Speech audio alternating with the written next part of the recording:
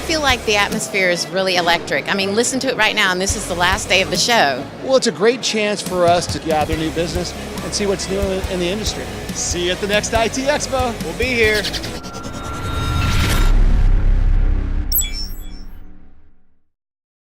I'm pinch hitting this morning. I was actually scheduled, and I'm still scheduled to speak this afternoon at the Innovation Summit. Lane Levine, our president of our newly branded Windstream Enterprise and Wholesale business, was scheduled to be here this morning and giving this talk. We've been grinding through multiple rounds of budget planning for 2018, as I'm sure many of you have as well, and at least 2 or 3 times in that process, I got a text or an IM from Lane saying, I'd rather have an emergency root canal than have another conversation on this budget. And so can anyone guess where Lane is today? In all sincerity, no, but we wish Lane the best. He's very disappointed he couldn't be here to represent the Windstream story directly. That said, I'm pleased to have the opportunity to talk to you guys today. What I'm going to talk about is really the transformation we've gone through as an organization and hopefully impart some lessons learned to the folks here and particularly the IT leaders here. I know, but just by show of hands, how many folks in the room are IT leaders in their organizations? Okay, so not many. How many about sales and marketing leaders? Okay, a little more of those. So John Scully had offered to pinch hit for us this morning, but I assumed you guys would prefer to hear from me. So unfortunately, this is what you get. So the future belongs to those who see possibilities before they become obvious. John Scully. Innovation comes in many forms. Some of it is massive and transformational, and it hits you like a Mack truck. Other transformation is more incremental, and it sneaks up on you. But if there's a common denominator there, it's that it requires truly unique insight. And then secondly, the courage to follow through on that unique insight.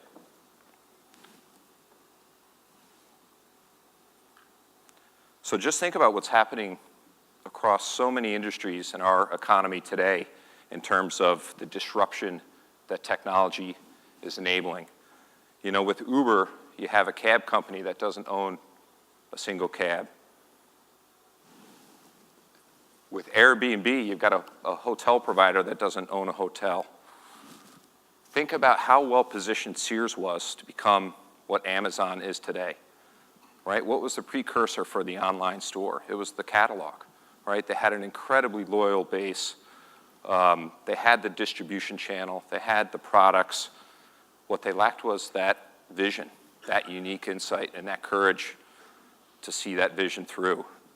The world, I think about the conversations that were happening at the leadership table of Sears back in the day when Amazon was first coming on the scene. I think about the role of that IT leader at that table and what was and wasn't happening in terms of that conversation, and think about that opportunity lost. And if there's any takeaway for the folks in the room here, and just based on my own experience over my career, it's you have to constantly be challenging your own business model. And I think the role of IT leaders is increasingly important in being a really strong voice at the table and challenging business model, because the common denominator here is that it's technology that's turning these business models on their head, right? And the IT leaders are the technology leaders within the organization. And too often, what at least we're seeing is that, and this is just another, this was announced just a couple weeks ago, right? We got Amazon, Berkshire, and JP Morgan coming together to challenge the healthcare industry, right? They're frustrated with the lack of evolution, and they aim to go out and disrupt that. And if you look at what they're trying to do, they're very, very early stage. They announced it just so they can attract some talent, but it's going to be all about technology to start.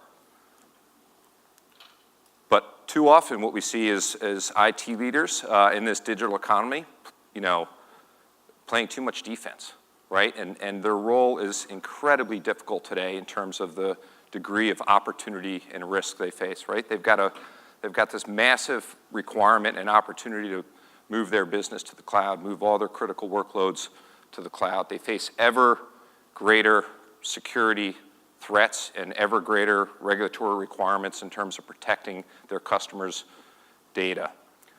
to compete in the market, they've got to create an environment that their employees can be highly productive and collaborative and you know, to be able to attract new talent to their organization. To compete in the market, they got to enable a customer experience, particularly a digital customer experience. So massive demands on these organizations. At the same time, we need them to be looking out ahead and saying, hey, where's our opportunity to be a disruptor in the market? Where are we at risk of getting outflanked by someone else coming in and turning our business model on its head?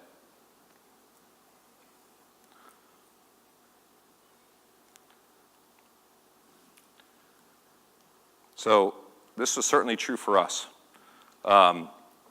They say the best brands are authentic in that they accurately represent the, you know, what's in the hearts and minds of every employee and the authenticity or the reality of what an organization is. And this is the branding. When I joined Windstream 3 years ago, that was out in the market, frankly, until our rebrand yesterday, largely what was out in the market. And it was authentic, unfortunately, right? It represented our original roots, which was a rural phone company. The reason I joined Windstream, by the way, I look after both marketing. I also look after our core product functions, and I've got an IT consulting business that rolls into me. So product development is within my remit. But you know, when I looked at the opportunity for Windstream, it was a company that had phenomenal assets. It had a customer base that came to them largely through acquisitions of Paytech and Nuvox and others that represented a great opportunity to migrate those customers to next generation technology. But from a culture and a capability standpoint at the time, they were not well positioned, or we were not well positioned to capitalize on that. So I'm going to talk you through the, you know, at least from my perspective, the transformation that we've been going through that led up to the brand, the rebrand we announced yesterday. We wanted to make sure if we're going to do a rebrand, we're actually ready to deliver on that new brand promise, and would also use it as a catalyst to accelerate our transformation going forward. And you know, it's like AA, right? The first step is admitting you have a problem, and that's where we started. Had we not declared that, you know, I joked there wouldn't even been skid marks on the road when the green truck smashing into the brick wall. The good news is we acknowledged it. We had a new CEO assigned in Tony Thomas right around the same time I joined, and we got after redefining what we wanted to be as a business. Sorry, guys. The other disadvantage I'm at is I spent all last week in Punta Cana entertaining some of our top channel partners, and I managed to leave my eyeglasses behind. Alcohol may or may not have been involved. I'm not sure, but I'm having a hard time reading my notes here, or even the slides. So our transformation started from the outside in, and by that I mean it started with, you know, taking the time to really understand what's in the minds of our customers and what's in the minds of the businesses we aim to serve. And what we found out was the very role of what we do, core networking solutions, is transforming. From what was a fairly tactical consideration and often somewhat of an afterthought for IT leaders to the very platform for how business gets done in today's digital economy. What we also learned is that as our customers and as mid and enterprise-sized businesses execute on their cloud strategy, they move their workload to the cloud, they work to solve those ever more rigorous security requirements and whatnot, they're finding that their networks aren't keeping up. And legacy technology is not keeping up. SD-WAN, you know, we were one of the awardees this morning. That is transformational in terms of helping customers support that cloud migration and ensure that as they move their critical applications to the cloud, that the performance for those end users lives up to the promise they need to deliver to their organization. But it's not just about the technology. What we also heard from our customers and other IT decision makers is that the way they're being served by their service providers also is not keeping up. That at the same time they need providers that are really taking the time to understand them as individual customers or even individuals as people. You have this massive consolidation happening in the industry and increasing they're being treated like a number. And And the level of support and agility and responsiveness, their requirements are rising in that respect. At the same time, the support they're getting from at least the large incumbent service providers is going in the other direction. And having come, I spent 13 years at Level 3, hired a number of folks away from CenturyLink. I mean, I don't offer this to pick on any competitors, but just the complexity of that environment, and I'm just throwing that out there as an example to offer the agility in terms of the service model those customers are going to be looking for. Good luck with that is what I would say. So what are they looking for? They're looking for solution partners with the agility and expertise to support their unique needs. A provider that really takes the time to listen and understand what they're trying to do, and then a provider that can respond with agility and precision in delivering solutions. And for us, and we'll get onto this a little bit, but part of our core brand promise is this notion of precision. And for us, it's not just about saying yes, it's about also saying no. When it's not our core competency, we're going to bring other partners to the table that can help support that requirement. But for our sales team, we're really coaching them on just because you can get someone assigned is not a measure of success. It's got to be something that we can excel at delivering. So the second step was defining what I call our clarity and purpose. What is it we want to be in the market?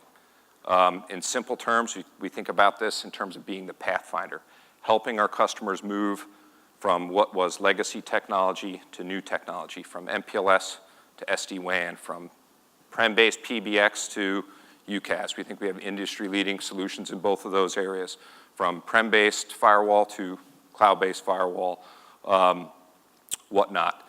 And really in the areas of what we call connect, transform, and elevate. And once you have clarity and purpose, the next step is saying, all right, what are the imperatives, the IT imperatives on the minds of our customers where we think we can add the most value? And for us, it's in the area of empowering their cloud migration, helping them elevate their end customer experience, enabling employee productivity. Mitel was up here earlier. They're a partner of ours, and they got some phenomenal capabilities in terms of enabling collaboration that we help in terms of providing a managed service layer on top of that, and then, of course, enhancing security and compliance. So what are the things we want to be exceptional at, and make sure that all of our mind share, all of our capital investment, the talent we recruit into the organization supports driving value on these four areas for our customers. The next step was talent, right? And this is by far the hardest and most taxing thing personally for a leader to go through in terms of, transforming the talent in the organization if you don't have the right stuff at the start.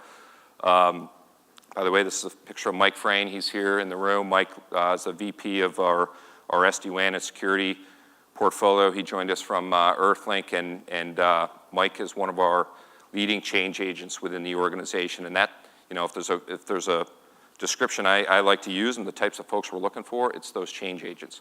Our culture did not embrace change agents. Just a quick story. I hired a gentleman that had worked for me 2 other times.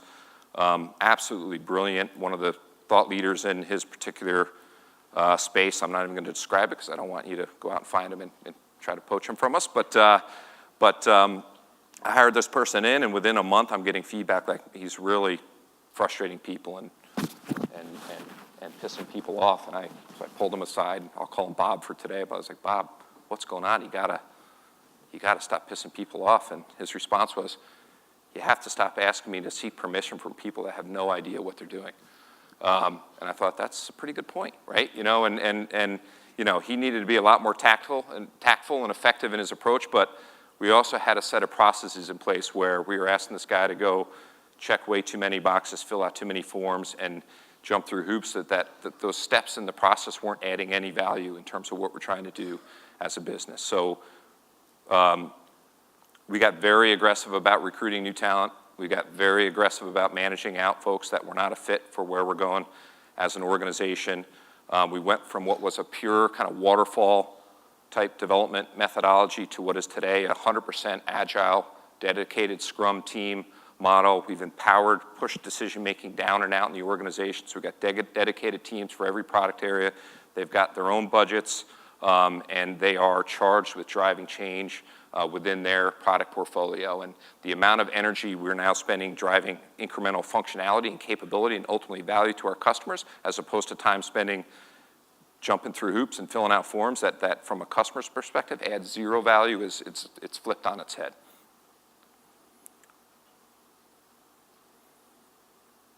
And we kind of summarize that as doing more awesome. That's our internal tagline, so to speak. So, you know, you're confident in your strategy. You feel like you got the right talent in the organization. You're confident in that market opportunity.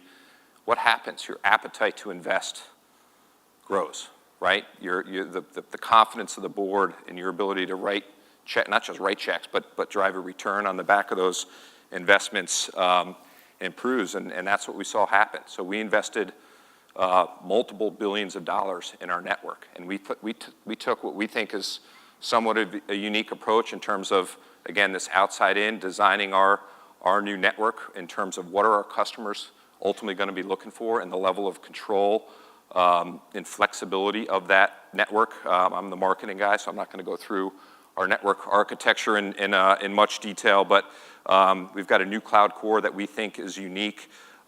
We've improved the reliability and uptime. You know, it's transformed. I would offer that's table stakes for a service provider like us. I get that, but we're increasingly giving our customers more and more control in interacting directly with their network solutions and being able to real time,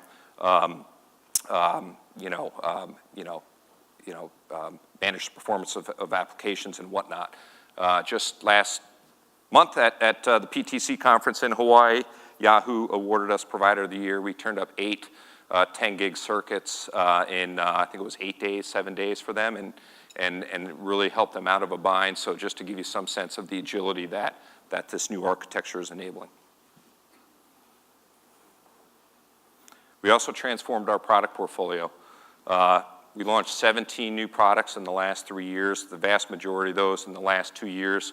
I think that's about 16 more than the business had launched in the previous 3-year period, and that's a direct function of, you know, that talent and the methodology that we brought to bear. I'm going to talk about the results here.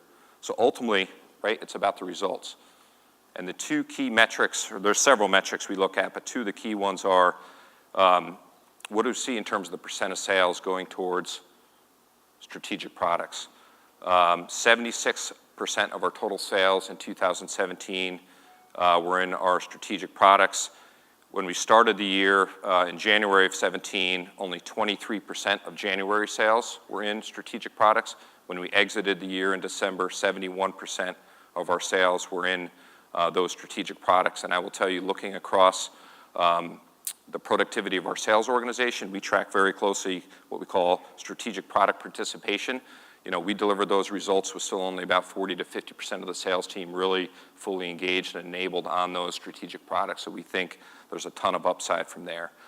Even more importantly, of course, is, you know, ultimately, does the customer recognize the value? Do they see you transforming in terms of the quality of service you're providing them? Our Net Promoter Score year over year improved 43%. And that had been flat to declining for a period of about 4 to 5 years prior to that. So, you know, for an organization of our size with, I don't know, we got 100,000 plus customers in the base I look after, you know, that's a big ship to try to turn, and the hardest bit is arresting that decline and getting that momentum going in the right direction. And we're now very confident we've got a bead on exactly what our customers are looking for in every step of that value stream, where we have gaps today in terms of what they're looking for relative to what we need to be doing, and we've got focused efforts on driving improvements to close those gaps. So we're looking to, you know, even improve on that number, not just in terms of the percentage, but across that end-to-end value stream.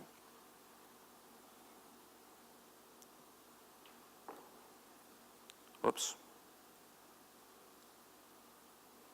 What happened? I lost it. I think we're going to play a video. But so with that, hopefully we're going to play a video. Cue the video, guy in the back. So with that, I'm as a CMO, I'm particularly proud to have announced yesterday. If you guys want to check it out, just think about the green truck. Think about what was our old homepage that I shared in the first couple slides. But we announced a new brand yesterday, and certainly the design is strikingly different. But really, that design is representative of the transformation we've gone through as an organization. I've got members of my team here. I'd be remiss not to thank them for the incredible effort they put into to this brand and what it's going to do for our business going forward. So thank you very much. Hopefully, get a video.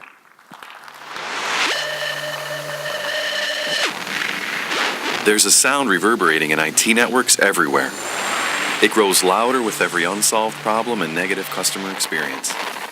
It's the sound of another business falling behind. We hear it, and we're here to help change it. We're bringing harmony to today's complex IT needs with a revolutionary approach to how solutions are built, one that values communication and collaboration, and solves rather than sells. We do this by connecting your knowledge with our expertise to find innovative answers to your most critical networking and communications challenges. By transforming what you do and how you do it with next-gen technologies so you can meet emerging opportunities. And by elevating your potential with the ideas, solutions, and partnership it takes to succeed in these transformative times. Our approach is based on listening, because listening to the ever-changing IT landscape is how you'll stay ahead. We do this. We've done this. Let's do this together. Windstream Enterprise. Connect, transform, elevate.